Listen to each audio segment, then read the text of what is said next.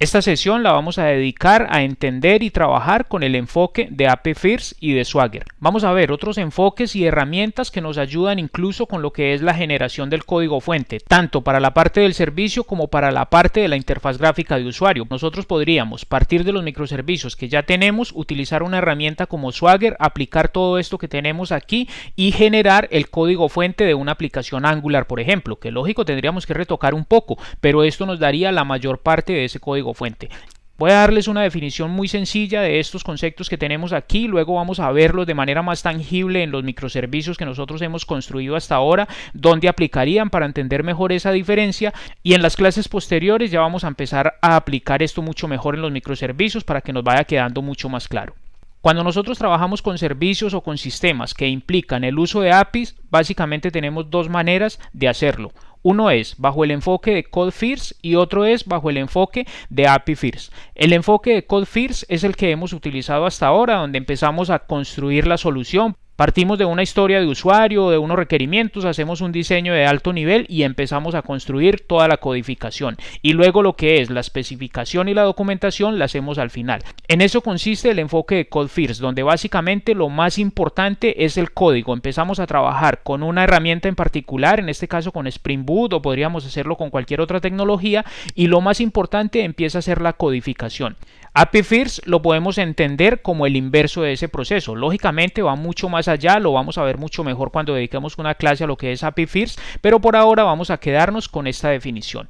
Es un enfoque en el cual el API es el punto más importante del sistema que nosotros vamos a construir. Estamos pensando en que la interacción que va a tener el sistema con el medio exterior siempre va a ser a través de las APIs. Va a ser esa única puerta de entrada mediante la cual diferentes usuarios o aplicaciones van a poder comunicarse e interactuar con nuestro sistema o nuestro servicio. Entonces debemos tratarlo como tal, como el punto más importante de nuestro sistema, y debemos enfocar todos nuestros esfuerzos iniciales antes de empezar a codificar a lo que es hacer el diseño y la definición de las APIs. Aquí tenemos que pensar en cómo serán los métodos de esa API, cómo vamos a establecer una buena documentación, cómo vamos a manejar los errores, todo ese tipo de cosas. Primero pensamos en el diseño de lo que es nuestra API y posteriormente pues nos vamos a hacer lo que es la parte de la codificación. Y adicional tenemos que pensar en estos otros conceptos que tenemos aquí. Lo que es la documentación del API, que se refiere más al manual de referencia y está dirigido al usuario final y le indica cómo debe utilizar el API. Ahí está definido todo lo que él necesita saber para poder trabajar con el API. Entonces eso es un concepto importante a la hora de trabajar con el enfoque de API First. Y luego tenemos la especificación, que no es más que un estándar que es independiente del lenguaje para hacer toda la descripción del API y está enfocada tanto a los usuarios, pensemos en humanos que la puedan entender, como a las máquinas para poder descubrir y entender cómo funcionan las APIs sin necesidad de acceder al código fuente. Y podemos decir que lo más sonado en este punto es lo que es OpenAPI Specification, que ahora lo vamos a ver. Y en esta misma línea tenemos lo que es el API Definition, que también define cómo está organizada y cómo funciona el API, pero está más enfocado a lo que es la parte, digamos, de las máquinas, al lenguaje de programación. Y generalmente es utilizado por diferentes frameworks que se implementan para generar documentación a partir del código fuente cuando hacemos un desarrollo bajo el enfoque de Code First, que es lo que hemos utilizado, o cuando lo hacemos a la inversa, que vamos bajo el enfoque de API First, definimos toda la especificación del API y a partir de ahí podemos generar código para diferentes lenguajes de programación o para diferentes frameworks. Y ahí es donde nos encontramos con herramientas como Swagger, por ejemplo, que es un conjunto de herramientas open source que sirve para trabajar con las APIs. Nos ayudan a hacer la parte de la documentación, la definición, a implementar toda esta parte de la especificación e incluso nos ayudan a generar código fuente.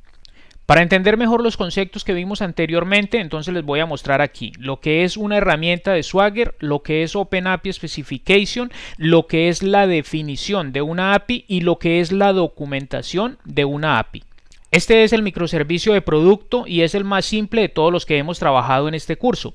Aquí en esta página lo que tenemos es la documentación de la API del microservicio de productos. Aquí podemos ver el nombre de la API, dónde está desplegado, aquí podemos ver las diferentes operaciones que tiene, y si abrimos cada una de las operaciones, aquí podemos ver los diferentes códigos de retorno que tiene, cuando hay error, cuando hay éxito, podemos ver los parámetros de entrada, podemos ver el modelo sin necesidad de acceder al código fuente de esta API. Entonces podemos decir que esta es la documentación de nuestra API, pero esto por debajo está utilizando una especificación, y esa especificación es OpenAPI Specification en la versión 3, y aquí básicamente nos dan las reglas de juego para nosotros poder escribir APIs de una manera estándar. Aquí nos dicen cómo nosotros debemos escribirla, nos habla del formato, del tipo de datos que podemos utilizar, de los diferentes apartados que debe tener esta definición y todas las reglas que debe cumplir. Y eso lo podemos ver aquí. Si volvemos a la documentación, por ejemplo, y le damos aquí en esta URL que dice API Docs,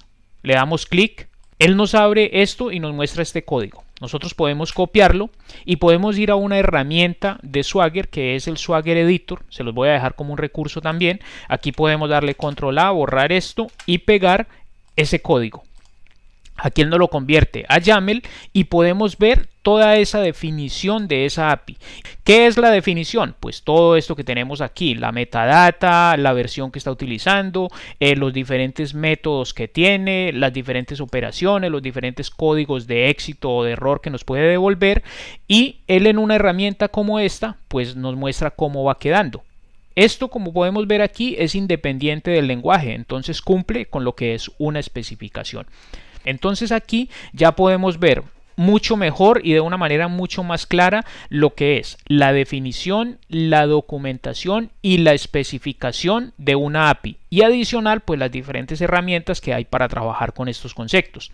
Una vez nosotros tenemos esto, vamos a suponer que no teníamos el código generado, sino que esto lo hemos definido nosotros de manera manual siguiendo esta especificación. Pues nosotros podríamos hacer aquí dos cosas. Uno, generar el microservicio para diferentes tipos de lenguajes como los que podemos ver aquí, o cuando nosotros ya tenemos el microservicio construido, como es nuestro caso, que lo veremos más adelante, generar un cliente para esa aplicación. Aquí es donde generaríamos, por ejemplo, la interfaz gráfica para Python, para Java, para alguna herramienta, por ejemplo, de pruebas, o lo podríamos hacer incluso para una aplicación en Angular, que esto lo vamos a ir viendo más adelante. Por último, quiero aclarar que las APIs son algo independiente de la arquitectura subyacente que nosotros podemos tener.